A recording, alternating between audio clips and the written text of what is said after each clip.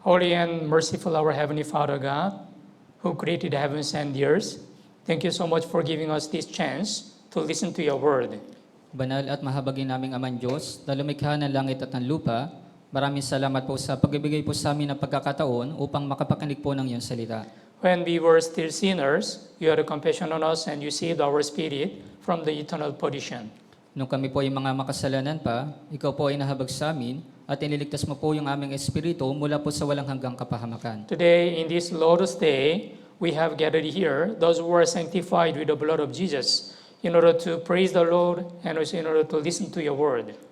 Ngayon po, na araw po ng Panginoon, kami po na mga pinabanal ng dugo ng Panginoong Yesus ay nagkatipon upang purihin po ang Panginoon at upang makapakinig po ng iyong salita. Whenever we gather together, let us get the spiritual strength through the word of God and fellowship. Sa tuwing kami po ay nagkakatipon, nawa makakuha po kami ng espiritual na kalakasan sa pamamagitan po ng salita ng Diyos at ng fellowship. We are praying for incoming our summer retreat, batch 1 and batch 2. Dinadalangin po namin yung paparating po namin na summer retreat ng batch 1 at ng batch 2. Especially from this Saturday, we are going to start the batch 1, the summer retreat. Lalong-lalo na po sa darating po na Sabado, kami po ay mag-uumpisa ng aming batch 1 ng summer retreat. Let us do our best to evangelize our family members, friends, and neighbors so that they will have a chance to listen to the God's word. Gawin nawa po namin yung aming makakaya na may evangelist po yung aming mga kapamilya, kapitbayan, mga kaibigan upang magkaroon po sila ng pagkakataon na mapakinggan yung salita ng Diyos. We know God really desires all men to be saved and to come to the knowledge of the truth. Alam po namin na ang Diyos ay nagnanais ng lahat na tao ay maligtas at makarating sa pagkakilala ng katotohanan. Let us do our best to preach the gospel to the lost souls continuously. Gawin nawa po namin yung aming makakaya na may pangaral po yung ebanghelyo ng patuloy sa mga ligaw po na kaluluwa. We believe when we have a one mind and cooperate to one another, we can accomplish the great works of God through this summer retreat. Kami po ay naniniwala na kung kami po ay magkakaroon ng isang isipan at tutulungan po yung isa't isa, ay magagawa po namin makamit yung dakilang gawa po ng Diyos sa pamamagitan po nitong summer retreat. Today, there are some brothers and sisters who are not able to join this Lord's Day sermon.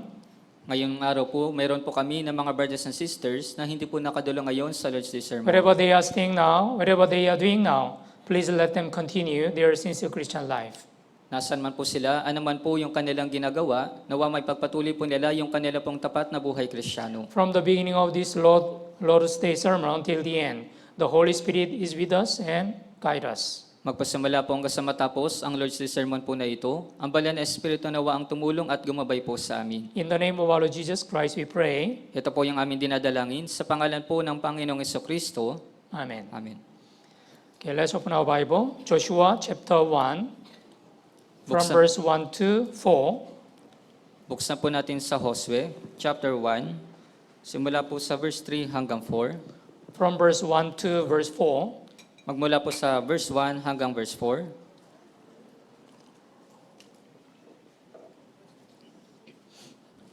Joshua chapter 1, from verse 1 to verse 4. Sa Josue po, chapter 1, magmula po sa verse 1 hanggang verse 4. Okay, babasahin ko po. Nangyari nga, pagkamatay ni Moises na lingkod ng Panginoon, ang Panginoon ay nagsalita kay Josue na anak ni Nun, na lingkod ni Moises na sinasabi, si Moises na aking lingkod ay patay na, tumindig ka at tumawid sa Jordang ito, ikaw at ang buong bayang ito hanggang sa lupain na aking ibinibigay sa kanila sa mga anak ni Israel. Bawat dakong tuntungan ng talampakan ng inyong paa ay naibigay ko na sa inyo gaya ng sinabi ko kay Moises. Mula sa ilang at sa Lebanon na ito, hanggang sa malaking ilog ng Euphrates, sa buong lupain ng mga Heteo, at hanggang sa malaking dagat na dakong nilulubugan ng araw ay magiging inyong nasasakupan. As you know well, we are going to start batch 1, the summer retreat, from March 29, this Saturday. Gaya po ng nalalaman ninyo, tayo po ay magkakaroon ng batch 1 ng ating summer retreat magmula po sa Sabado ng March 29. So, of course, the Manila Central Church will join in the batch 2, but some of brothers and sisters can join in the batch 1 summer retreat. Siyempre po, yung ating Manila Central Church ay lalahok po sa batch 2, ngunit yung ilang mga brothers and sisters po ay maaari pong makilahok sa batch 1 ng summer retreat. So we need to pray for this incoming the summer retreat, and also we should do our best to evangelize many lost souls through this summer retreat. Kaya dapat po nating ipanalangin ito pong summer retreat at dapat po nating gawin yung ating makakaya na makapag-evangelize po sa pamamagitan po nitong summer retreat. Okay, today, according to these verses, passage, Joshua chapter 1, especially verse 3 and 4, we are going to think about and we will get some lessons. Kaya ngayong araw po, atin pong pag-iisipan dito po sa Joshua chapter 1, lalong-lalo na po sa verse 3 hanggang 4, at makakatanggap po tayo ng mahalagang aral. Okay, let me read it, verse 3. Every place that the sole of your foot will tread upon I have given you, as I said to Moses. Bawat dakong tuntungan ng talampakan ng inyong paa ay naibigay ko na sa inyo gaya ng sinabi ko kay Moises. According to the Genesis chapter 12, when God called Abraham from now 4,000 years ago, God promised the three kind of things to Abraham. Kaya ayon po sa Genesis chapter 12, nang tinawag po ng Diyos si Abraham, 4,000 years na po yung lumilipas, mayroon pong tatlong bagay yung ipinangako sa kanya. Number 1, land, and number 2, nation, and number 3, blessings. Kaya una po yung lupain at pangalawa po yung bansa at pangatlo po ay yung pagpapala. Of course, the land, that is the promised land, the land of Canaan. Siyempre po yung lupain, ito po yung ipinangakong lupain na Kanaan. So after Israelite, they got out of the land of Egypt. God wanted to give the promised land to the Israelites. Kaya pagkatapos po na makaalis ng mga Israelita doon po sa lupain ng Ehipto, gusto po ng Diyos na ibigay po itong ipinangakong lupain, yung lupain po ng Kanaan sa mga Israelita. Although God promised the Israelite to give the promised land to the Israelite, they did not have the faith and they did not believe in God's promise. Kahit na ipinangako na po ng Diyos na ibibigay niya yung lupaing ipinangako, doon po yung Kanaan sa mga Israelita, ngunit hindi po sila nagkaroon ng pananampalataya at hindi po sila sumunod sa Diyos. So they had sent 12 spies to search out the land of the Canaan. Kaya sila po ay nagsugo ng 12 espiya upang siyasatin po yung lupain ng Kanaan. But after they searched the 40 days, the land of the Canaan, they reported the different things. There are two groups. Ngunit pagkatapos po nilang siyasatin yung lupain sa loob po ng 40 araw, mayroon pong magkakaibang binalita yung dalawang grupo. Only to the spies, Joshua and Caleb, they had a faith. And then they encouraged the Israelites, let's go up and take a possession. We can overcome it. Kaya meron lamang pong dalawang espiya na si Joshua at Caleb yung nagkaroon po ng pananampalataya at inikayat po nila yung mga Israelita na kaya-kaya nating lupigin iyon. But other 10 spies, they did not believe in the God's promise and they did not have any faith. Ngunit yung 10 espiya, hindi po sila naniwala sa pangako ng Diyos at hindi po sila nagkaroon ng pananampalataya. So if you look at Numbers chapter 13, we are not able to go up against the people, for they are stronger than we. Kaya kung titinan po ninyo sa Bilang chapter 13, hindi natin kayang lupigin hindi natin kayang lupigin iyon sapagkat sila ay mas malalakas kaysa sa atin. Yeah, we saw the giant, the descendant of Anak. Kaya nakita namin yung mga higante, yung mga anak ni Anak. And we were like the grasshopper in front of them. At kami ay gaya lamang ng mga tipaklong sa harapan nila. Yeah, that was true. Physically, the Canaanite, they are much stronger than the Israelites. Opo, ito po ay totoo. Sa physical, yung mga Kananita, sila po ay mas malalakas kaysa po sa mga Israelita. But if the Israelites, they had a faith, as God promised, they would obey to the God's word. And then they were able to take the land of Canaan. Ngunit kung nagkaroon po ng pananampalataya yung mga Israelita, sila po ay susunod sa Diyos at magagawa po nilang kunin yung lupain po ng Kanaan. Yeah, Caleb had the faith, and then he encouraged the Israelites, let's go up once and take a possession, for we are well able to overcome it. Kaya si Caleb po ay nagkaroon po ng pananampalataya, kaya sinabi po niya, ating akyatin agad at sakupin, sapagkat kayang-kaya nating lupigin iyon. But the majority of the Israelites, they did not have the faith, and then they disobeyed to God's word. Ngunit karamihan po sa mga Israelita, hindi po sila nagkaroon ng pananampalataya at sumuway po sila sa Diyos. That's why they had to spend the 40 years in wilderness because of their disobedience. Kaya nga po, kinakailangan po nilang gumugol ng 40 taon doon po sa ilang dahil po sa kanilang pagsuway. Yeah, here, Joshua chapter 1, this is the new beginning. Joshua chapter 1, verse 1 and 2. after death of Moses, the servant of the Lord, it came to pass that the Lord spoke to Joshua, the son of Nun, Moses' assistant, saying, and verse 2, babasahin ko po, Si Moises na aking lingkod ay patay na, tumindig ka at tumawid sa Jordang ito, ikaw at ang buong bayang ito hanggang sa lupain na aking ibinibigay sa kanila sa mga anak ni Israel. yeah. After the 40 years in the wilderness, before Israelite entered the land of Canaan, Moses, he died. Kaya sa loob po ng 40 taong doon po sa ilang, bago po sila pumasok doon po sa lupain ng Kanaan, si Moises po ay namatay na. Yeah. Only the Joshua and Caleb, they were able to enter this promised land, the land of Canaan. Kaya tanging si Josue at si Caleb lamang po yung nakapasok dito po sa ipinangakong lupain ng Kanaan. So, through this passage, we are going to think about what is necessary for us to take the land of promise. Kaya po sa pamagitan po ng talata na ito, atin pong pag-iisipan kung ano po yung ating kinakailangan upang atin pong makuha yung ipinangakong lupain. Although God promised the land of Canaan, they need to learn the two kind of things. Number one, the faith. If they don't have the faith, they cannot take this promised land. Kaya meron pong dalawang bagay yung kinakailangan ng mga Israelita upang makuha po nila yung ipinangakong lupain. Una ay yung pananampalataya, kaya kung wala po silang pananampalataya, hindi po nila makakuha yung ipinangakong lupain. Yes, they had to believe that God promised this land. Kaya kailangan po nilang maniwala na ipinangako na po ng Diyos ito pong lupain. This land is given by God. Kaya yung lupain po na ito ay ibinigay po ng Diyos. And number two, in order to take this promised land, they had to obey to the God's word. At pangalawa po, upang makuha po nila yung ipinangakong lupain, kailangan po nilang sumunod sa salita po ng Diyos. These two kind of things, the faith and obedience, is very important in our Christian life. Kaya ito pong dalawang uri ng bagay, yung pananampalataya at pagsunod ay napakahalaga po sa ating buhay So Kristiyano. through this Joshua chapter 1, we are going to get important lessons in our Christian life. Kaya sa pamamagitan po nitong Josue chapter 1, makakakuha po tayo ng mahalagang aral sa ating pong buhay Kristiyano. Yeah. Let's look at Joshua chapter 1 verse 3 again. Tingnan po ulit natin sa Josue chapter 1 sa verse 3. Verse 3, basahin po natin ng sabay-sabay. 3 to 1. Bawat dakong tuntungan ng talampakan ng inyong paa ay naibigay ko na sa inyo, gaya ng sinabi ko kay Moises. Yeah. Every place that the sole of your foot will tread upon, I have given you, as I said to Moses. Yeah, this is the God's promise. Kaya ito po yung ipinangako po ng Diyos.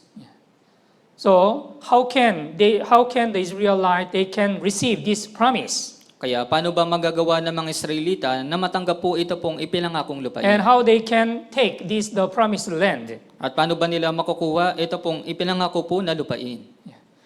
First, according to the Bible, there are various sandals appeared in the Bible. Kaya una po, yung Biblia po, binanggit po nito yung iba't ibang uri po ng mga sandalyas dito po sa Biblia. Yeah. Number one, there is the old sandals. Kaya una po yung lumang sandalyas. These old sandals are what we should put off in our Christian life. Ito pong lumang sandalyas, ito po yung kung ano po yung dapat nating alisin sa ating buhay Kristiyano. Okay, let's open our Bible. Acts chapter 7. Buksan po natin sa Gawa chapter 7.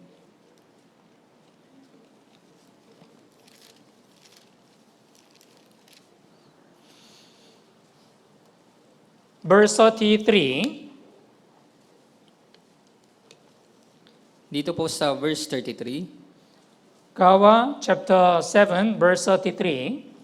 Sa Gawa po, chapter 7 sa verse 33. Okay, basahin po natin ng sabay-sabay. 3 to 1.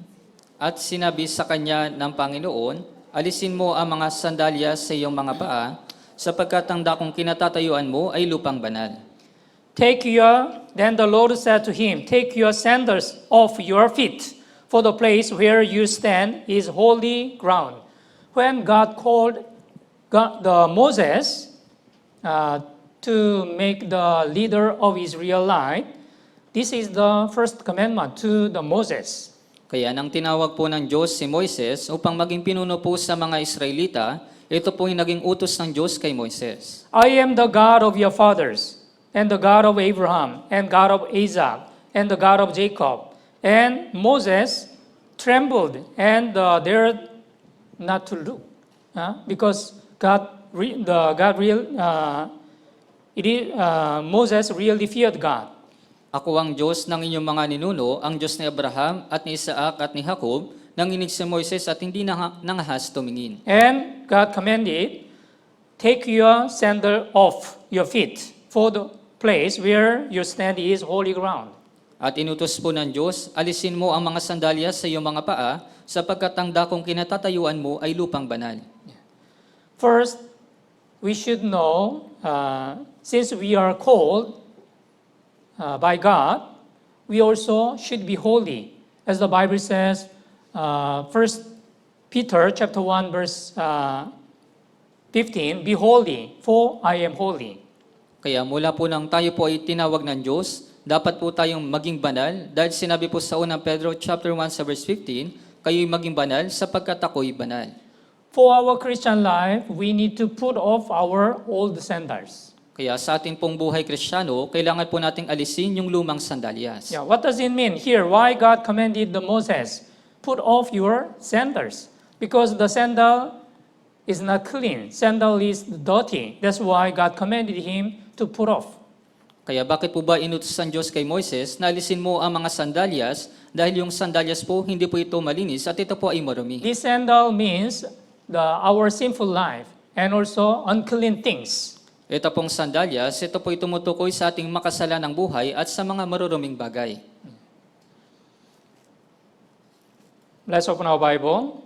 Unang Pedro chapter 1. Buksan po natin sa unang Pedro sa chapter 1. Verse 15, 16. Simula po sa verse 15 hanggang 16. Unang Pedro chapter 1, verse 15, 16. Unang Pedro, chapter 1, sa verse 15 po hanggang 16. Okay, basahin po natin ng sabay-sabay. 3, 2, 1. Sa halip, yamang banal ang sa inyo'y tumawag, maging banal naman kayo sa lahat ng paraan ng pamumuhay, sapagkat nasusulat, kayo'y maging banal sapagkat ako'y banal. Be holy, for I am holy. We know God is holy. That's why the children of God also should be holy. Alam po natin na ang Diyos po ay banal, kaya nga, yung mga anak po ng Diyos ay dapat din po na maging banal. Since we get salvation, we should be separated from these worldly sins. Mula po nang matanggap po natin yung kaligtasan, dapat po tayong maihiwalay mula po sa makasalanang buhay. Yeah. If we have the sinful life, it's very difficult to follow our Lord. Kaya kung meron pa rin po tayong makasalanang buhay, napakahirap po na makasunod sa Panginoon. That's why, as God commanded the Moses, put off your sandals, we also should put off the old sandals in our Christian life.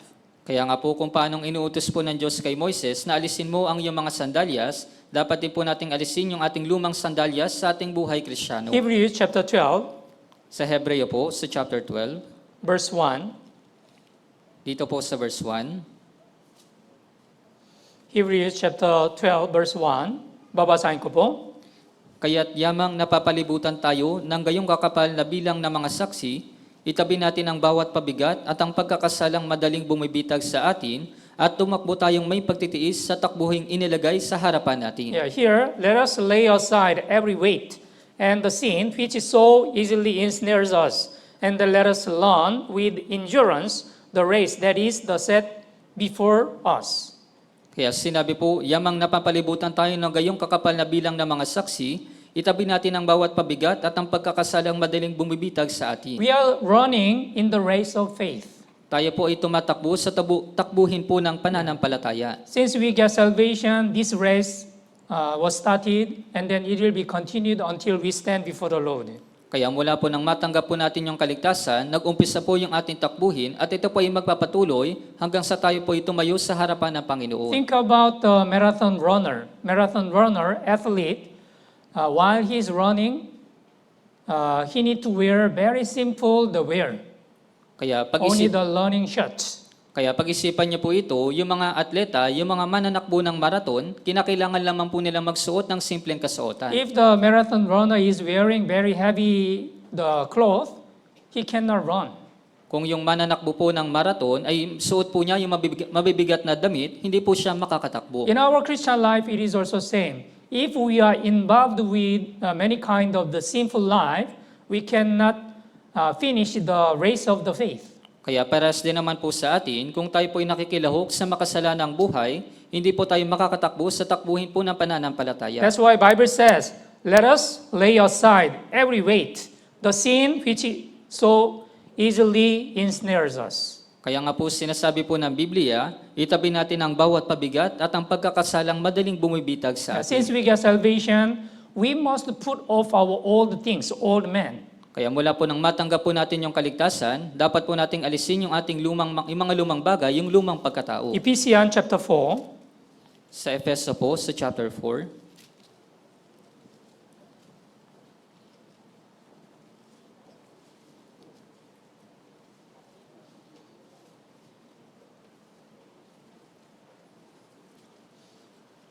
from verse 22-24, magmula po sa verse 22 hanggang 24, Efeso chapter 4, mula versikulo 22 hanggang 24, from verse 22-24, basahin po natin ng sabay-sabay. 3-1, alisin ninyo ang dating paraan ng inyong pamumuhay, ang dating pagkatao na pinasama sa pamamagitan ng mapandayang pagnanasa at magbago sa espiritu ng inyong pag-iisip at kayo'y magbihis ng bagong pagkatao na nilalang ayon sa wangis ng Diyos sa katuwiran at kabanalan ng katotohanan. Yeah, here that you put off concerning your former conduct, the old man which grows corrupt according to the deceitful lust. So former man, that is the old man, former conduct, that's the sinful life. Kaya po yung dating pagkatao, yung dating paraan ng inyong pamumuhay, ito po yung makasalanang buhay. Since we get the salvation, we need to put off this old man. Mula po nang matanggap natin yung kaligtasan, dapat po nating alisin ito pong dating pagkatao. Before Moses, he was called as a leader of the Israelite. What is the commandment from the Lord? Put off your sandals. Kaya bago po bago po maging pinuno si Moises ng mga Israelita, ano po yung unang iniutos ng Diyos kay Moises? Una, alisin mo ang inyong mga sandalyas. In our Christian life, it is also same. Kaya para Since we get salvation, if we still continue the sinful life, we cannot be used by God. Kaya pares din naman po sa atin, mula po nang matanggap po natin yung kaligtasan, kung tayo po ay nagpapatuloy sa makasalanang buhay, hindi po tayong magagamit po ng Diyos. Colossians chapter 3, Sa Colossus po, sa chapter 3, Colossians chapter 3, verse 8 and 9. sa Colossus po, chapter 3, simula po sa verse 8 hanggang 9, Okay, basahin po natin ng sabay-sabay. 3-1. Ngunit ngayon ay itakwil ninyo ang lahat ng mga ito, galit, puot, masamang pag-iisip, panlalait at maraming pananalita mula sa inyong bibig. Huwag kayong magsinungaling sa isa't isa, yamang hinubad na ninyo ang dating pagkatao, pati ang mga gawa nito. Yeah. Here, but now yourselves are put off all these anger, wrath, malice, blasphemy, filthy language out of your mouth, and do not lie one another, since you have put off the old man with his deed. So we need to put off our old man, the sinful life. Kaya dapat po nating alisin yung ating dating pagkatao, yung makasalanang buhay. Since we get salvation, we should accomplish this sanctification continuously. Mula po nang matanggap po natin yung kaligtasan, dapat po nating makamit yung pagpapakabanal ng patuloy. What is the first step of the sanctification? Ano po ba yung unang hakbang ng pagpapakabanal? Yeah, that is the separation from the sin. Yun po yung pagkahiwalay mula po sa kasalanan. When you are separated from the sin, you can accomplish the sanctification through your Christian life. Kapag ikaw po hiwalay mula po sa kasalanan, makakamit mo po yung pagpapakabanal sa pamamagitan po ng iyong buhay Kristiyano. Yeah. What is the separation? God commanded to the children of God, come out among them. It means you should be separated from these worldly sins. Kaya ano po ba yung inutos po ng Diyos sa mga anak ng Diyos? Lumabas kayo sa kanila, ibig sabihin, dapat po tayong mahihiwalay mula po sa kasalanang ito. Then let's open the Bible, Joshua chapter 5. Buksan po natin sa Josue, sa chapter 5. Joshua chapter 5, Sa Josue, chapter 5. verse 15. Dito po sa verse 15. Joshua chapter 5, verse 15. Josue, chapter 5. Dito po sa verse 15. Okay, basahin po natin ng sabay-sabay. 3 to 1. Sumagot ang pinuno ng hukbo ng Panginoon kay Josue, hubarin mo ang panyapak sa iyong paa, sapagkat ang dakong iyong kinatatayuan ay banal, at gayon ang ginawa ni Josue. Yeah, here, then the commander of the Lord's army said to Joshua, take your sandals off your foot, for the place where you stand is holy. And Joshua did so. Joshua also, the commander of the Lord's army, commanded him, take your sandal off your foot. Kaya maging yung pinuno po ng hukbo ng Panginoon ay inutos po niya kay Josue, hubarin mo ang panyapak sa iyong paa. This is also old sandal. Kaya ito rin po ay lumang sandalyas. So, what does this mean? This old sandal also. Kaya ano pong ibig sabihin po nito? Nito pong lumang Yeah, sandalyas. that is my own thought, and then my own will, and my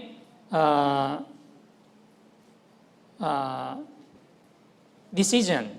Kaya ito yung aking sariling kaisipan, sariling kalooban, at sariling desisyon. Sometimes we are trying to rely on our thought and then our will instead of the God's will. Kaya minsan tayo po ay umaasa sa ating sariling kaisipan o sarili nating kalooban sa halip na po sa kalooban ng Diyos. As you know well, if you look at Joshua chapter 6, Joshua and the Israelite, they are trying to conquer the Jericho wall. Kaya gaya po ng nalalaman ninyo, yung si Josue at yung mga Israelita, sa Josue chapter 6, sinusubukan po nilang lupigin yung Jericho. How the Joshua and Israelite, they were able to destroy the Jericho wall. Kaya paano po nagawa ni Josue at ng mga Israelita na wasakin po yung pader po ng Jericho? Yeah, Jericho wall was very strong, fortified walls. Kaya yung pader po ng Jericho, ito po ay matitibay. If the Israelite, they are trying to destroy with their own power, it was not possible. Kaya kung yung mga Israelita, sinusubukan po nila itong wasakin sa pamamagitan po ng kanilang sariling kapangyarihan, imposible po ito. So God commanded the Joshua, first, Israelite, they had to turn around the Jericho wall once a day for 6 days. Kaya una po, inutos po ng Diyos kay Josue na kailangan po nilang ikutin yung pader po ng Jericho sa loob po ng 6 na araw. And on the 7th day, they had to turn around 7 times. And then the children of Israel, they should blow the trumpet and shout. At sa ikapitong araw, kinakailangan po nilang ulit ikutin yung pader po ng Jericho ng 7 beses at ihipan po ng mga Israelita yung trompeta. Yes, God commanded the Joshua. And Israelite, when they obey to the God's word, they were able to destroy the Jericho wall. Kaya nang sumunod po yung mga Israelita sa salita po ng Diyos, nagawa po nilang wasakin yung pader po ng Jericho. Think about, if the Joshua think, why they need to wait until for 7 days. So only on the first day, if they turned around the 7 times at the 13 times total, 13 times, and then if they blow the trumpet and then shout, what will happen? Kaya kung marahil kung inisip po ni Josue, bakit hindi na lang sa unang araw ay 13 silang iikot doon sa pader ng Jericho, kaya ano yung mangyayari? Nothing will happen. That is not the God's way.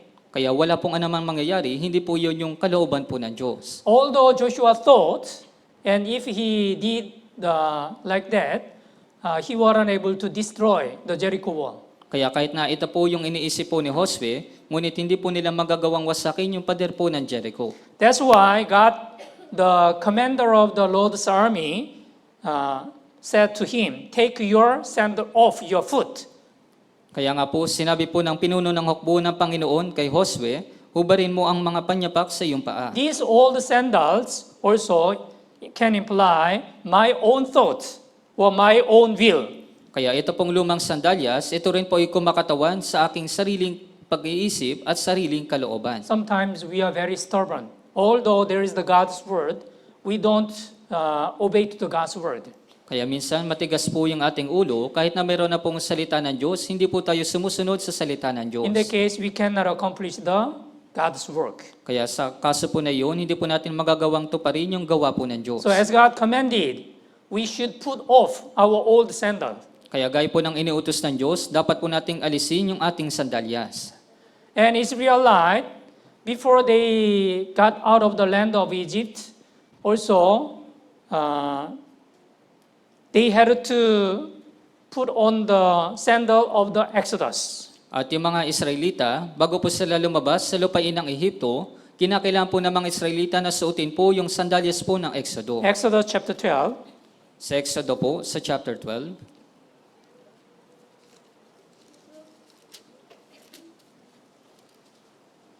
verse 11.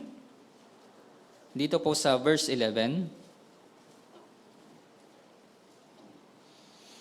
Exodus chapter 12, verse 11. sa Exodo po, chapter 12, dito po sa verse 11, Okay, basahin po natin ng sabay-sabay. 3-1, sa ganitong paraan ninyo kakainin ito, may bigkis ang inyong baywang, ang mga sandalyas ay nakasuot sa inyong mga paa, at ang inyong tungkod ay nasa inyong kamay, at dali-dali ninyong kakainin ito ang Paskwa ng Panginoon. Yeah, there was the last plague that was to kill the firstborn son.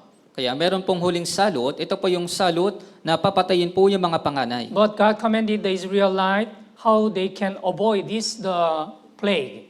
Ngunit inutos po ng Diyos sa mga Israelita kung paano po sila makakaiwas sa salot po na They ito. had to kill the blood of the firstborn lamb, and then with the blood, they had to put on the doorpost and the lintel of the house. Kaya kinakailangan po nilang patayin yung panganay po na kordero at kanila pong ipapahid yung dugo sa mga pintuan. Yeah. So God promised, when I see the blood, I will pass over you. Kaya ipinangako po ng Diyos, kapag aking nakita ang dugo, lalampasan ko kayo. Yeah. But inside of the house, they should be ready, like this. Verse 11, Exodus chapter 12, verse 11. And thus you shall eat it with the belt on your waist, your sandals on your feet, and your staff in your hand. So you shall eat it in haste. It is the Lord's Passover. Kaya dapat po silang maganda, gaya po sa kanilang bahay, gaya po ng sinabi sa verse 11, sa ganitong paraan ninyo kakainin ito, may bigkis ang inyong baywang, ang mga sandalyas ay nakasuot sa inyong mga paa, at ang inyong tungkod ay nasa inyong kamay, at dali-dali ninyong kakainin ito ang Paskwa ng Panginoon. Yeah, through this verse, we need to learn the sandal of the Exodus.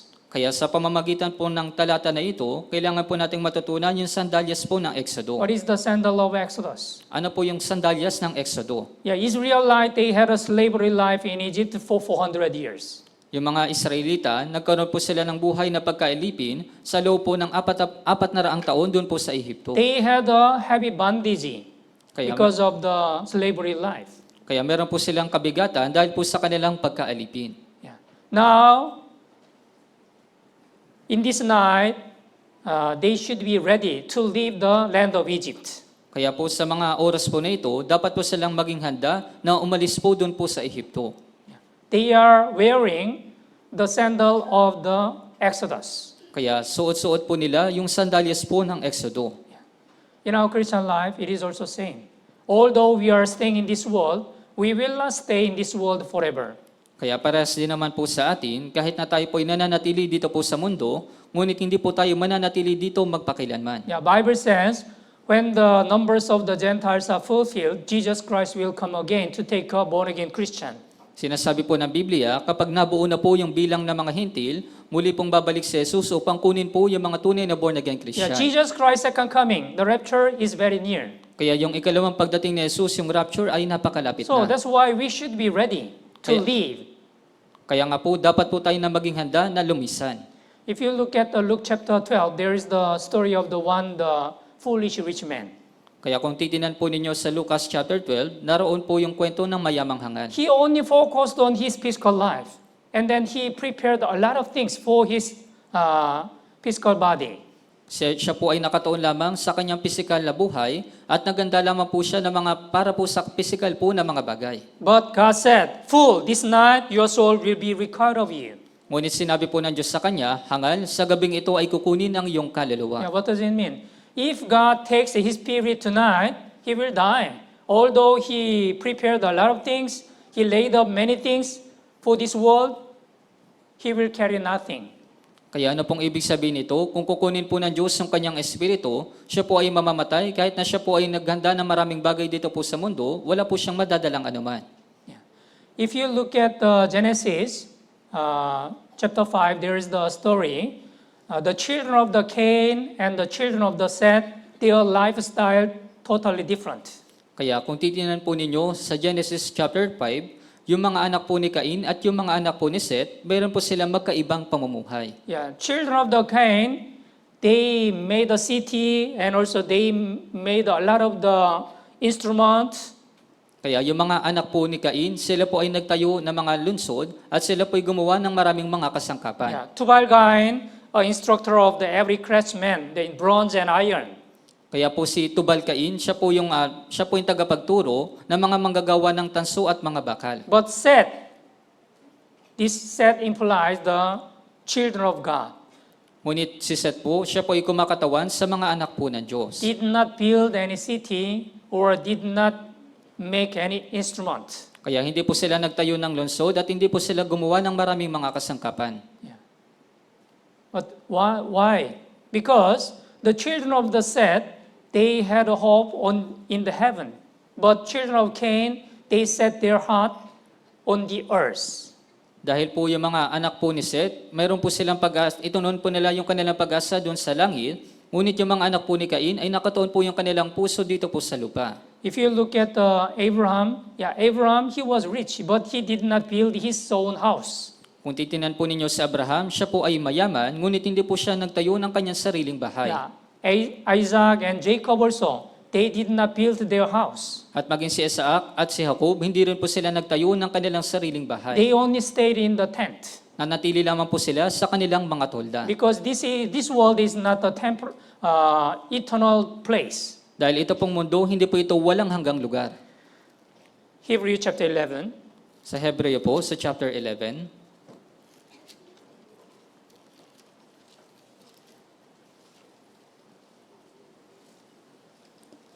Hebrew chapter 11, verse 9 and 10.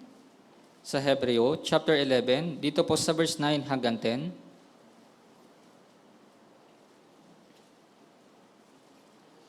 Yeah, verse 9, verse 10. Okay, basahin po natin ng sabay-sabay. 3, 2, 1. Sa pananampalataya, siya'y tumayo sa lupang pangako na tulad ng sa ibang lupain at nanirahan sa mga tolda na kasama sina Isaac at Jacob na kapwa mga tagapagmana ng gayon ding pangako sapagkat siya'y umaasa sa lungsod na may mga kinasasaligan na ang nagplano at nagtayo ay ang Diyos. Yeah, he waited for the city, which he has foundation, whose builder and maker is God.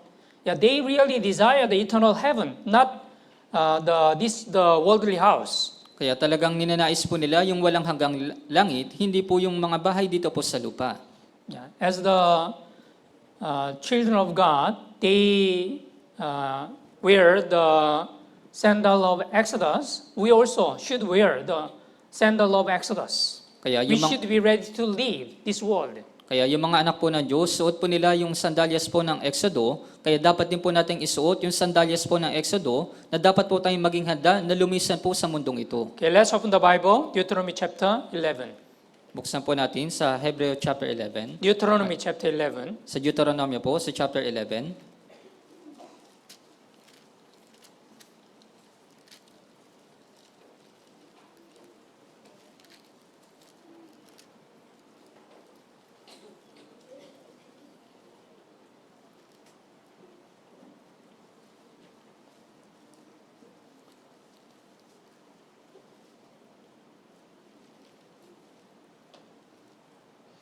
verse 24. Dito po sa verse 24, Babasahin ko po.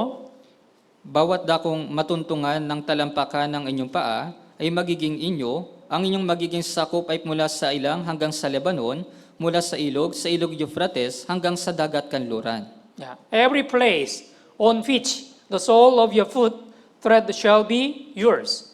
Yeah, we already read this verse in the Joshua chapter 1 verse 3. Kaya bawat dakong matuntungan ng talampakan ng inyong paa ay magiging inyo. Kaya nabasa na po natin yung talata na ito doon po sa Joshua chapter 1. So in order to take this promised land, what kind of the sandal we should wear?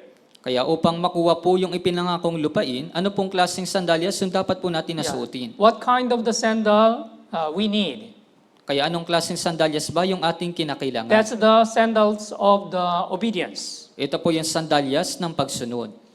As you know well, when the Israelites they crossed the Red Sea, first God divided the Red Sea. Gaya po ng nalalaman ninyo, nang tumuwid po yung mga Israelita sa dagat na pula, hinati po ng Diyos yung dagat po na pula. When God divided the Red Sea, Israelites they were able to cross it. Nang hinati po ng Diyos yung dagat na pula, yung mga Israelita, sila po ay nakatawid dito. But at the entrance of the land of Canaan, there was the Jordan River. So, how the Israelites crossed this Jordan River? Ngunit doon po sa pagpasok sa Ilog Jordan, hindi ito po ay nakaharang, kaya paano po sila makakatawid doon po sa Ilog Jordan? God did not divide the Jordan River like the Red Sea. Kaya hindi po hinati ng Diyos yung Ilog Jordan, gaya po ng ginawa niya doon sa dagat na pula. God commanded Joshua, first, the priest who is carrying the ark of God, they had to stand in the Jordan River. And when they obey to the God's word, the Jordan River will cut off and will stop. Kaya una po, inutos po ng Diyos doon po sa mga pari na nagdadala po ng kaba ng Diyos na dapat po silang tumayo doon po sa harapan ng Ilog Jordan at ito po ay mahati at ito po ay hihinto. Joshua chapter 3, verse 8. Sa Josue po, sa chapter 3 sa verse 8. Joshua chapter 3, verse 8. Sa Josue po, chapter 3 sa verse 8. Babasahin ko po. Iyong uutusan ang mga pari na nagdadala ng kaban ng tipan na sinasabi, kapag kayo dumating sa tabi ng tubig ng Jordan, ay tumigil kayo sa Jordan. Yeah, God commanded Joshua, you shall command priests who bear the ark of covenant, saying, when you come into the edge of the water of the Jordan, you shall stand in the Jordan. Kaya sinabi po ng Diyos kay Josue na yung uutusan ng mga pari na nagdadala ng kaban ng tipan na sinasabi, kapag kayo dumating sa tabi ng tubig ng Jordan, ay tumigil kayo sa Jordan. Yeah. Verse 17, Joshua chapter 3, verse 17. Sa Josue po, sa chapter 3, sa verse 17, Okay, basahin po natin ng sabay-sabay. 3 to 1, ang mga pari na nagdadala ng kaban ng tipan ng Panginoon ay panatag na tumayo sa tayong lupa sa gitna ng Jordan, samantalang ang buong Israel ay dumaan sa tayong lupa hanggang sa nakatawid sa Jordan ang buong bansa. Yeah. So when the Joshua and the Israelite obeyed to the God's word, the promise of God were accomplished, right? So when they obey to the God's word and then enter the Jordan River and stand, Jordan River stopped. Kaya po nang sumunod po si Josue at yung mga Israelita, nagawa pong matupad yung ipinangako, kaya nang sila po'y tumuwi doon po sa Ilog Jordan, kaya tumigil po yung Ilog Jordan. Yeah, this story tells us very important lessons in our Christian life. Kaya ito pong kwento na ito ay nagtuturo po ng mahalagang aral sa ating buhay Kristiyano. Yeah, when I start the Joshua chapter 1, in order to take the promised land, we need the two kind of things. Number one, that is the faith, and number two, that is the obedience. Kaya nang sinimulan ko po ito pong Josue chapter 1, mayroon pong dalawang bagay yung ating kinakailangan. Una po yung pananampalataya at sumunod yung pagsunod. In our Christian life, as much as we obey to the God's word, we can experience the works of God. Sa ating pong mga buhay Kristiyano, hanggat tayo po'y sumusunod sa salita po ng Diyos, mararanasan po natin yung pagkilos po ng Diyos. That's why since we get salvation, all the brothers and sisters, we must put on the sandal of obedience. Kaya nga po, lahat po ng mga brothers and sisters, mula po nang matanggap po natin yung kaligtasan, dapat po nating isuot ito pong sandalyas ng pagsunod. Okay, let's go back to Joshua chapter 1, verse 3 again. Balikan po ulit natin sa Josue chapter 1 sa verse 3. Okay, let me read it. Every place that the sole of your foot will tread upon I have given you, as I said to Moses. Bawat dakong tuntungan ng talampakan ng inyong paa ay naibigay ko na sa inyo gaya ng sinabi ko kay Moises. Yeah, God already promised to give the land of Canaan to the Israelites. Kaya ipinangako na po ng Diyos yung ipinangako pong lupain ng Kanaan sa mga Israelita. But how Israelites they can get the promised land? Ngunit paano ba makukuha ng mga Israelita ito pong ipinangakong lupain? Yeah, number one, Israelite they had to have a faith. Number two, they had to obey to the God's word. Kaya una po yung mga Israelita, kinakailangan po nilang magkaroon ng pananampalataya at pangalawa ay sumunod po sa salita ng Diyos. Let's open our Bible, Deuteronomy chapter 28. Buksan po natin sa Deuteronomio chapter 28.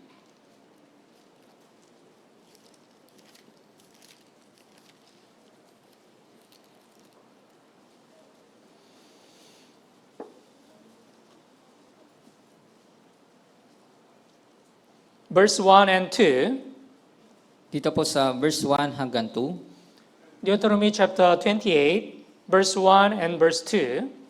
Sa Deuteronomio chapter 28, dito po sa verse 1 hanggang 2. Okay, basahin po natin ng sabay-sabay. 3 to 1. Kung susundin mo ang tinig ng Panginoon mong Diyos at maingat mong gagawin ang lahat ng kanyang mga utos na aking iniuutos sa iyo sa araw na ito, itataas ka ng Panginoon mong Diyos sa lahat ng mga bansa sa lupa at ang lahat ng pagpapalang ito ay darating sa iyo at aabot sa iyo kung iyong susundin ang tinig ng Panginoon mong Diyos. Yeah. Here, verse 2, and all these blessings shall come upon you and overtake you because you obey the voice of the Lord your God. In other words, if you obey to the God's word, you shall receive all this kind of the blessing what God promised to you. Kaya sa madaling sabi po, kung susunod ka po sa salita po ng Diyos, magagawa po na matanggap yung lahat po ng pagkapala na ipinangako po ng Diyos. Yes, God promised the land of Canaan to the Israelite, right? But how Israelite they can obtain the land of promise? Kaya yung Diyos, ipinangako niya na po yung lupain ng Kanaan sa mga Israelita, ngunit paano ba magagawang makamit ng mga Israelita yung ipinangakong lupain? The land of promise was not given without any effort. Kaya po yung ipinangakong lupain, hindi po ito binigay ng walang anumang pagsisikap. Yeah. If you read the book of the Joshua, you will come to know how Israelites they were able to conquer the land of Canaan, the little by little. Kaya kung titinan po ninyo sa aklat po ni Josue, malalaman po ninyo kung paano nila nagawang sukupin yung lupain po ng Kanaan ng paunti-unti. In order to take the land of Canaan, the promised land, Israelites they had to fight with the Canaanites, and they had to conquer and obtain it. Kaya upang makamit po nila yung lupain po ng Kanaan, yung mga Israelita, kinangalan po nilang labanan yung mga Kananita upang makamit po nila yung lupain. That is our Christian life. Kaya iyon po yung ating buhay Kristiyano. There is the promise of God, but this promise of God will not given without any effort or without any sacrifice. Kaya meron na pong pangako po ng Diyos, ngunit ito pong pangako ay hindi po makakamit kung wala pong anumang pagsisikap at sakripisyo. When you wear the sandal of obedience, you will experience the works of God. Kaya kung isusuot po ninyo yung sandalyas ng pagsunod, mararanasan po ninyo yung mga gawa po ng Diyos. Yes, you will experience the great works of God as much as you obey to the God's word. Kaya mararanasan mo po yung mga dakilang mga gawa ng Diyos hanggat ikaw po ay sumusunod sa salita po ng Diyos. If you read the Bible, Luke chapter 15, there is the story of the prodigal son. Kaya kung titinan po ninyo sa Lucas chapter 15, naroon po yung kwento ng ilibughang anak. How was the life of the prodigal son before he repent his sin and returned to the father? Kaya ano po ba yung naging buhay ng alibughang anak bago po siya magsisi at manumbalik po sa kanyang ama? Yeah, prodigal son, he was really disobedient son. Yung alibugang anak, talagang siya po ay masuwayin na anak. Yeah, he left his father and then he committed a lot of sin. Kaya iniwan niya po yung kanyang ama at gumawa po siya ng napakaraming kasalanan. That's why after he lost everything, yeah, he repented his sin. And then he returned to his father. Kaya nga po, pagkatapos po na mawala yung lahat po ng mga bagay sa kanya, siya po ay nagsisi at nanumbalik po sa kanyang ama. When this prodigal son returned to his father, the father commanded the servant to prepare three kind of things. Kaya nang bumalik po ito pong alibugang anak sa kanya pong ama, inutos po ng ama doon po sa kanyang mga lingkod yung tatlong mga bagay. Number one, the best robe. Kaya una po yung pinakamagandang kasuotan. What is this? Best robe. Kaya ano po itong magandang kasuotan? This best robe implies the garments of salvation, according to the Isaiah chapter 61. Kaya ito pong pinakamagandang kasuotan, ito po ay kumakatawan sa damit ng kaligtasan doon po sa Isaías chapter 61. And number two, the ring, sing-sing. At pangalawa po ay yung singsing. So what is the meaning of the ring?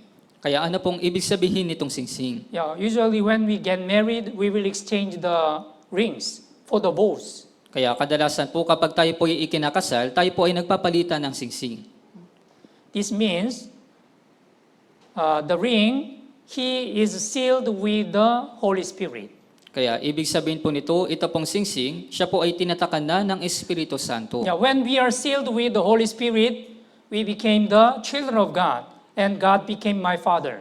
Kaya nang tinatakan na po tayo ng Espiritu Santo, tayo po ay naging anak na ng Diyos at yung Diyos po ay naging ating Ama. And number three, what is the number three? At pangatlo po, ano po yung ikatlo? That's the sandal, right? Kaya iyon po yung sandalyas. Let's open the Bible, Luke chapter 15. Buksan po natin sa Lucas sa chapter 15.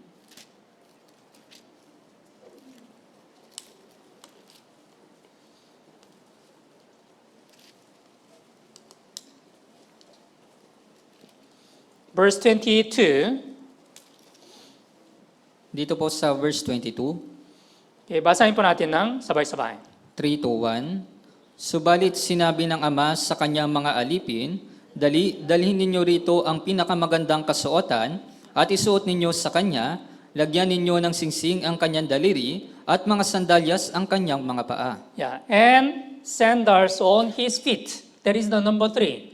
What does it mean? This the sandals on his feet. At pangatlo po, sandalyas ang kanyang mga paa. Kaya ano pong ibig sabihin po nitong mga sandalyas? This prodigal son, before he returned to his father, yeah, he left his father, and then he was very disobedient, and then committed a lot of sin. Kaya ito pong alibugang anak, bago po siya manumbalik sa kanyang ama, iniwan niya po yung kanyang ama at siya po ay naging masuwaying anak at gumawa po siya ng napakaraming kasalanan. Before he was disobedient son. Noon po siya po ay isang masuwaying anak. That's why his father prepared new sandal. Kaya nga po yung kanyang ama, inihanda niya po ito pong panibagong sandalyas. What is this sandal? Kaya ano po itong sandalyas na ito? This is the sandal of obedience. Kaya ito pong sandalyas na ito po yung sandalyas ng pagsunod. Yeah. After he put on this sandal, he should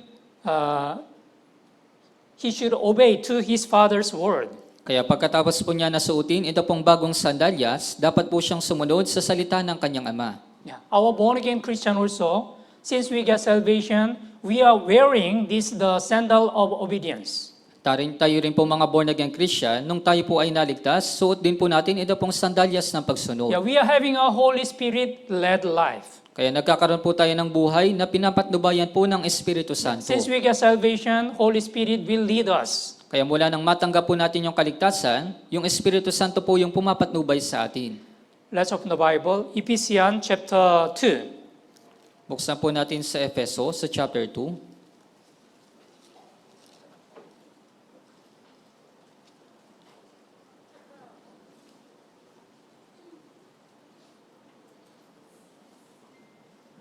Verse 2, Dito po sa verse 2, Ephesians chapter 2, verse 2, babasahin ko po. na dati ninyong nilakaran, ayon sa lakad ng sanlibutan ito, ayon sa pinuno ng kapangyarihan ng himpapawid, ng Espiritu na ngayon ay gumagawa sa mga anak ng pagsuway. Here in which you once walked according to the course of this world, according to the prince of the power of the air, the spirit who now walks in the sons of disobedience. Yeah, before we are the sons of disobedience. Kaya noon po, tayo po ay mga anak ng pagsuway. But since we get salvation, we are wearing the sandal of obedience. Ngunit mula po nang matanggap po natin yung kaligtasan, suot na po natin yung sandalyas po ng pagsunod. We should obey to the God's word, and we should have a Holy Spirit-led life. Dapat po tayong sumunod sa salita po ng Diyos at dapat po tayong magkaroon ng buhay na pinapatnubayan po ng Espiritu Santo.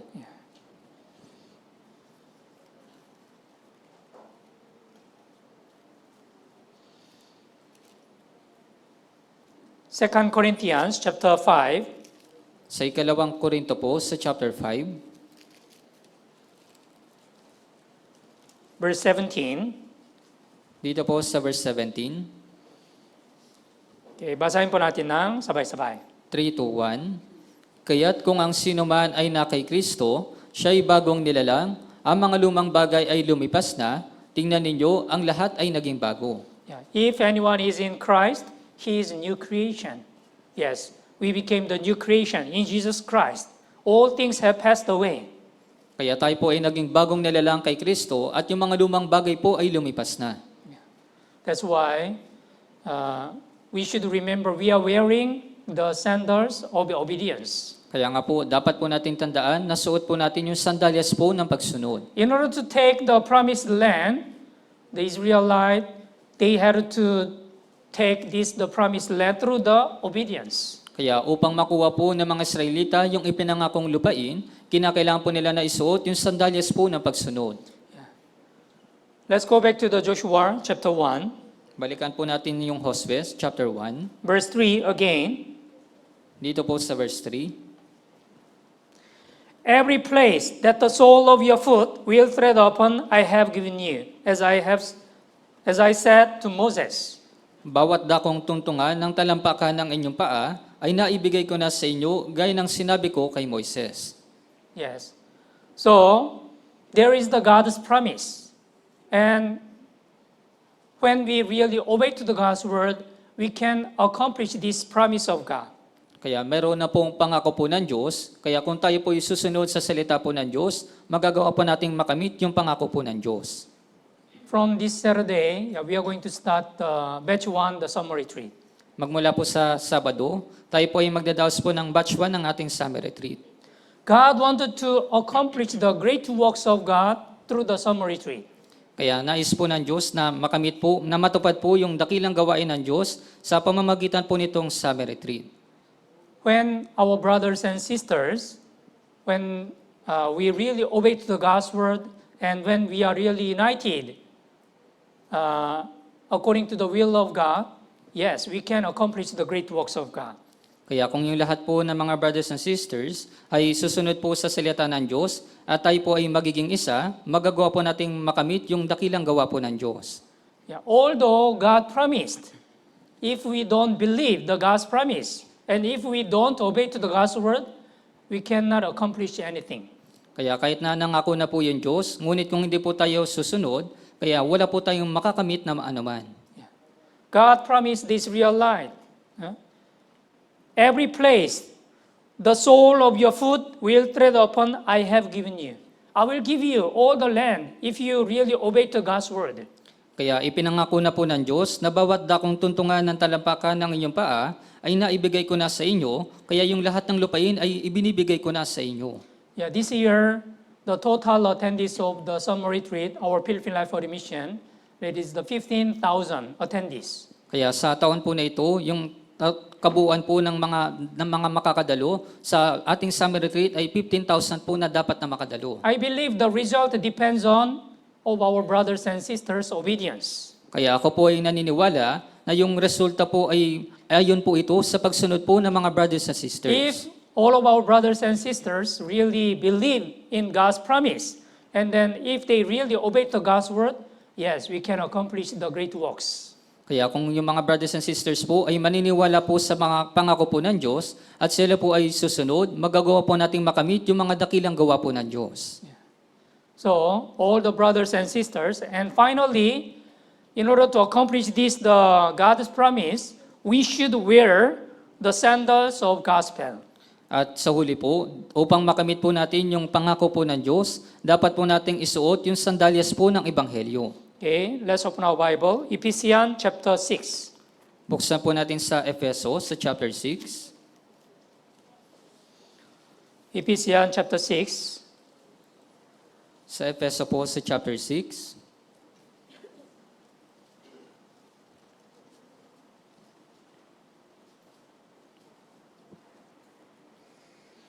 From verse 13 to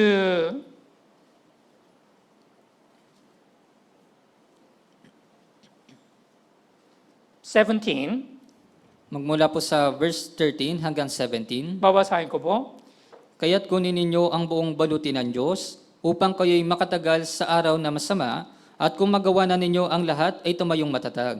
Kaya't tumindig kayo nang ang inyong mga baywang ay nabibigkasan ng katotohanan, nasuot ang baluti ng katwiran at nakasuot sa inyong mga paa ang pagiging handa para sa ebanghelyo ng kapayapaan.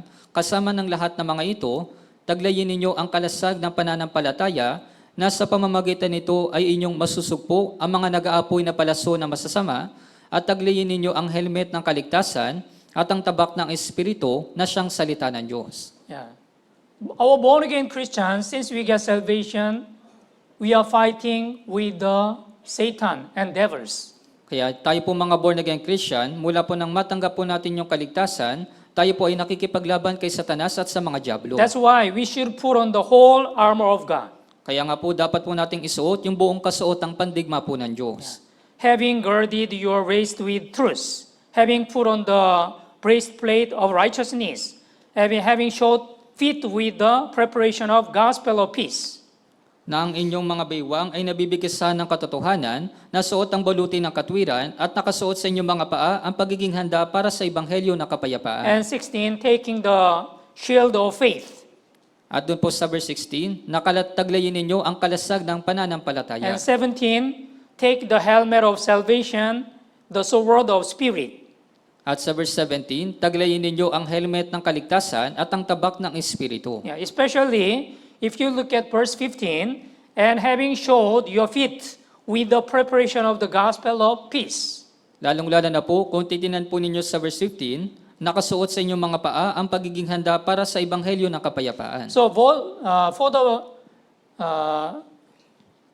born-again Christian, for the fight with Satan, we must wear the sandal of gospel. Kaya para po sa mga born-again Christian, upang malabanan po si Satanas, kailangan po nating isuot yung ebanghelyo ng kapayapaan. Why the gospel is connected with the feet? Kaya bakit po ba yung ebanghelyo ay konektado po ito sa paa? If we don't go someplace, we cannot evangelize the lost souls. Kung hindi po tayo pupunta sa ibang mga lugar, hindi po tayo makakapag-evangelize sa mga ligaw na kaluluwa. Yeah. Jesus Christ commanded, according to the Matthew chapter 28, verse 19, go therefore and make disciples of all nations, baptizing them in the name of the Father and of the Son and of the Holy Spirit. Kaya inutos po ni Hesukristo doon po sa Mateo chapter 28 sa verse 19, kaya't sa paghayo ninyo, gawin ninyong alagad ang lahat ng mga bansa, bautismo ninyo sila sa pangalan ng Ama at ng Anak at ng Espiritu Santo. If you are just sitting, how can you evangelize other people? Kaya kung ikaw po ay nakaupo lamang, paano ka makakapag-evangelize ng ibang tao? If you don't go someplace, you cannot evangelize them. Kung hindi ka po pupunta sa ibang lugar, hindi mo po sila may evangelize. If you don't move, nothing happened to you. Kung hindi ka po kikilos, wala pong anuman yung mangyayari sa iyo. There are some brothers and sisters, they are praying for their family members to be saved. Mayroon pong ilang mga brothers and sisters, sila po ay nananalangin para po sa kanilang pamilya na sila po ay maligtas. But they don't take any action. They don't move. Ngunit hindi po sila gumagawa ng aksyon, hindi po sila And kumikilos. then how they can be saved? Kaya kung ganun, paano sila maliligtas? God promised, go therefore and make disciples. We should go. It means that we should take action. Kaya inutos po ng Diyos, kaya sa paghayo ninyo, gawin ninyong alagad ang lahat ng mga bansa, ibig sabihin, dapat po tayong gumawa ng aksyon. Mark chapter 16 also says, right? Go into the world and preach the gospel to every creature. Kaya ayon din po sa Marcos chapter 16, kaya sinabi niya sa kanila, humayo kayo sa buong sanlibutan at inyong ipangaral ang ebanghelyo sa lahat ng nilikha. We must go someplace for the evangelism. Dapat po tayong pumunta sa ibang mga lugar para po sa evangelism. For this summer retreat, I believe many of our brothers and sisters, we are praying for the lost souls. Kaya dito po sa paparating na summer retreat, ako po ay naniniwala na lahat po ng mga brothers and sisters, tayo po ay nananalangin para po sa mga ligaw na kaluluwa. Your family members, your relatives, and your friends, and your neighbors. So, how they can evangelize them? Kaya po yung inyong mga kapamilya, yung inyong po mga kabag-anak, at yung inyong po mga kaibigan, kaya paano po ninyo sila ma-evangelize? If you are just sitting and if you don't take any action, nothing happened to you. Kaya kung kayo po ay nakaupo lamang at hindi po gumagawa ng aksyon, wala pong anuman yung mangyayari sa inyo. Yeah. This year, the Manila Central Church, we have a target. The attendees of the summer retreat, 1,200 attendees. Kaya po sa taon po nito, yung ating pong Manila Central Church, mayroon po tayong target na 1,200 na makakadalo sa summer retreat. If we don't deliver this good news, nobody can be saved. Kaya kung hindi po natin ihahatid ito pong mabuting balita, wala pong sinuman yung maliligtas. Romans chapter 10, Sa Roma po, sa chapter 10,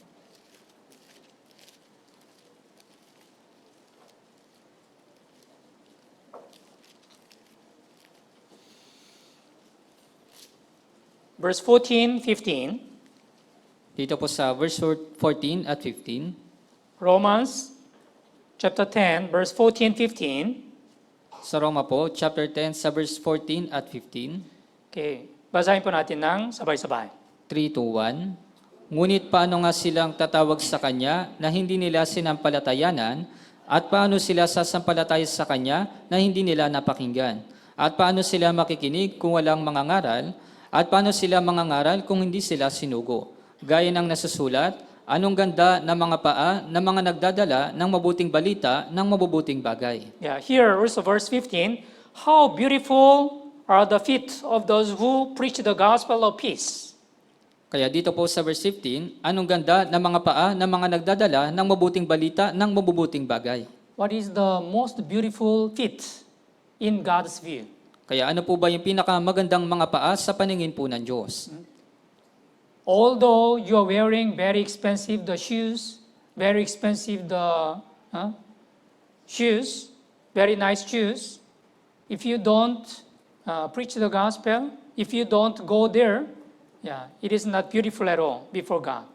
Kahit na suot mo po yung mamahaling sapatos o magandang sapatos, ngunit kung hindi ka po hahayo upang ipangaral yung ebanghelyo, kaya ito po ay walang kabulan sa paningin po ng Diyos. When you are wearing the sandals of gospel, that is most beautiful before God.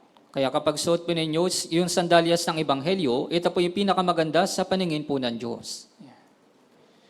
Okay, so today, according to this Joshua chapter 1, especially verse 3, every place that the sole of your foot will tread upon, I have given you, as I said to Moses. So we learned about several kinds of the sandals. Kaya ngayon po, ayon po sa Hosea chapter 1 sa verse 3, bawat dakong tuntungan ng talampakan ng inyong paa ay naibigay ko na sa inyo, kaya natutunan po natin yung ilang mga uri po ng sandalyas. As a born-again Christian, first, we must put off our old sandals. Kaya bilang isang mga born-again Christian, una po, dapat po nating alisin yung ating lumang sandalyas. And as a born-again Christian, we should put on the sandals of Exodus. At bilang isang born-again Christian, dapat po nating isuot yung sandalyas po ng Exodo. Because we will not stay in this world forever. This world is just temporary. Dahil hindi po tayo mananatili dito po sa mundo na magpakailanman, ito pong mundo ay panandalian We lamang. should be ready to live. Dapat po tayong maging handa na lumisan. And we also must wear the sandals of obedience. At dapat din po nating isuot yung sandalyas po ng pagsunod. Although God promised the promised land, if we don't obey to God's word, we cannot take it. Kaya kahit na meron na pong ipinangakong lupain, ngunit kung hindi po tayo susunod sa salita ng Diyos, hindi po natin ito makukuha. Although God gave us the great vision But if we don't obey to the God's word, we cannot accomplish it. Kaya kahit na binigyan na po tayo ng Diyos ng magandang pangitain, ngunit kung hindi po tayo susunod sa Diyos, hindi po natin ito matutupad. That's why we must put on the sandals of obedience. Kaya nga po, dapat po nating isuot yung sandalyas po ng pagsunod. And number 5, finally, we must put on the sandals of gospel. At sa huli po, yung panglima ay kailangan po nating isuot yung sandalyas po ng Ebanghelyo. This is the reason why we are living in this world as a born-again Christian. Ito po yung dahilan kung bakit po tayo nabubuhay dito po sa mundo bilang isang mga born-again Christian. Especially for this coming the summer retreat batch 1 and from April 17 the summer retreat batch 2, we should evangelize many lost souls through this summer retreat. Kaya lalong-lalo na po sa ating batch 1 at sa April 17 po ng ating summer retreat, dapat po natin gawin yung ating makakaya na makapag-evangelize po sa pamamagitan po nitong summer retreat. This is really beautiful feat. Who is delivering the good news. Kaya ito po yung pinakamagandang mga paa na mga naghahatid po ng mabuting balita. So, I really ask your sincere and faithful the prayer and also cooperation to accomplish the great works of God through this summer retreat.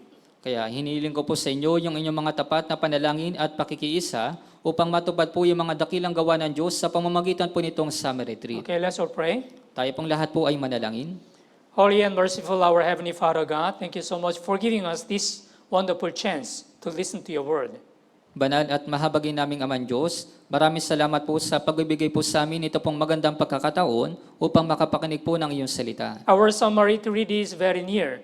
From this Saturday, we are going to start the batch 1 summer retreat. Malapit na po yung aming summer retreat at sa darating po na Sabado, kami po ay magdadaos ng aming batch 1 ng summer retreat. Let us do our best to evangelize many lost souls. Gawin nawa po namin yung aming makakaya na makapag-evangelize po ng mga ligaw na kaluluwa. And for the batch 2 summer retreat, let us do our best to evangelize our family members, friends, and neighbors. At para po sa batch 2 ng aming summer retreat, gawin nawa po namin yung aming makakaya na ma-evangelize po yung aming mga kapamilya, kapitbahay at mga kaibigan. Let us accomplish the great works of God through our obedience. Gawin nawa po namin yung aming makakaya na makamit po yung mga dakilang gawa ng Diyos sa pamamagitan po ng aming pagsunod. And also let us put on the sandals of gospel At in order to evangelize many lost souls. nawa isuot po namin yung sandalyas po ng Ebanghelyo upang kami po ay makapag-evangelize po ng mga ligaw na kaluluwa. Let us have one mind and cooperate to one another in order to accomplish the great works of God. Nawa magkaroon po kami ng isang isipan at tulungan po namin yung isa't isa upang makamit po namin yung mga dakilang gawa po ng Diyos. For the rest of the fellowship today, please be with us and guide us. Para po sa natitirang fellowship po namin sa araw na ito, pakiusap, samahan at gabayan po ninyo kami. We pray in Jesus' name. Ito po yung aming dinadalangin sa pangalan po ni Jesus. Amen. Amen.